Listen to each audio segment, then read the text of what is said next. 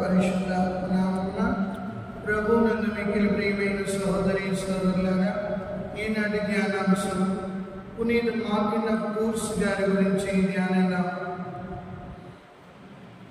క్రీస్తు శకం 316 సంవత్సరంలో హంగేరీ దేశంలో జన్మించిన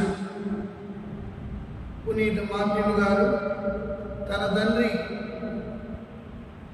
సైనికుడుగా ఉన్నందువలన తను కూడా ఒక సైనికుడుగా మారాలని ఆలోచనలో పడి యవ్వన ప్రాయంలోనే సైనిక దళంలో జాయిన్ అయ్యారు.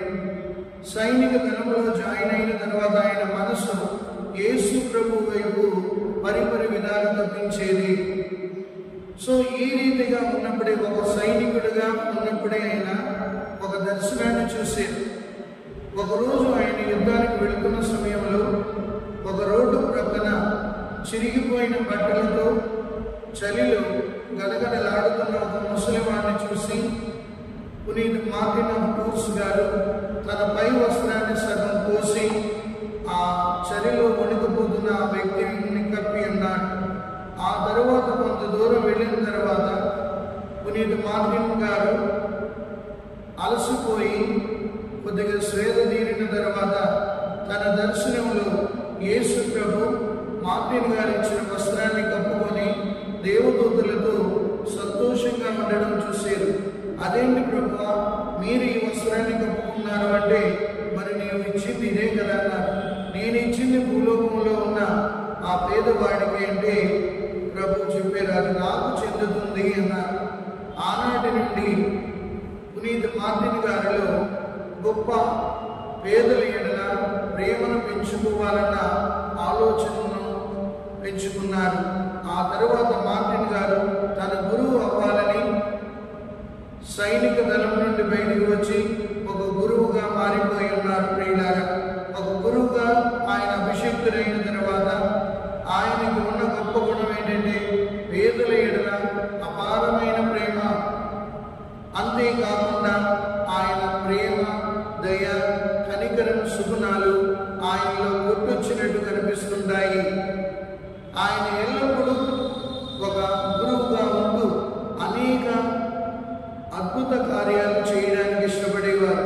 మొదటగా ఆయన సువార్తను బోధించేవారు. ఆయన సువార్తను, యేసుక్రీస్తు సువార్తను బోధించినప్పుడు అనేక మంది విశ్వసించేవాళ్ళు. ఓ పక్క అన్యుల సాంప్రదాయాలు ఉన్న క్రైస్తవ మతం మటుకి బాగానే వ్యాప్తి చెంది ఉండేది. పునీత మార్టిన్ గారు సువార్తను బోధించడం, అంతేకాక పేదల యొక్క దాతృత్వ గుణం కలిగి ఉండడం, సాధారణమైన గురువుగా ఆయన క్రైస్తవ జీవితాన్ని జీవించేవారు. ఇది అనేక మందిని ఆకర్షించేది మార్టిన్ గారిలో ఉన్న సుగుణం.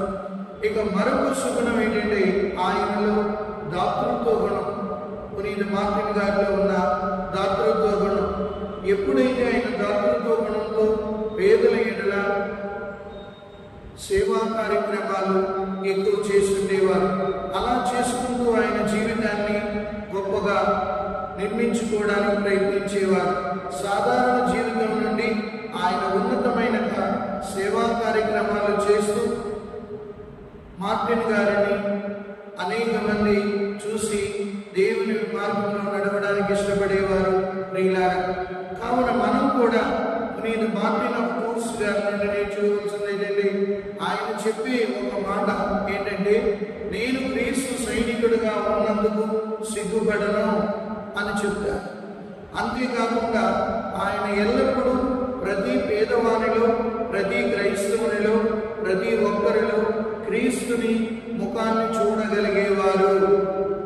ఆయన వినయము, విధేయత రెండూ కూడా ఆయన పరిశుద్ధతలో ఎదగడానికి తోడ్పడింది. ఇదే ఈనాటి క్రైస్తవులైన మనకి కావలసిన సుగుణాలు. ఆయన పేదల ఎడల ప్రేమ, వినయం, దాతృత్వ గుణం, ఆయన పరిశుద్ధతలో నడుస్తూ అనేక మందిని దేవుని మార్గంలో నడిపించడానికి ఇష్టపడుతూ ఆయన అనేవారు, నేను అనేక ఆత్మలను ప్రభు మార్గంలోకి నడిపించాలి అని నిరంతరం తప్పించి జపించే గురువుగా పునీత మార్టిన్ ఆఫ్ టూర్స్ గారు ఉన్నారు.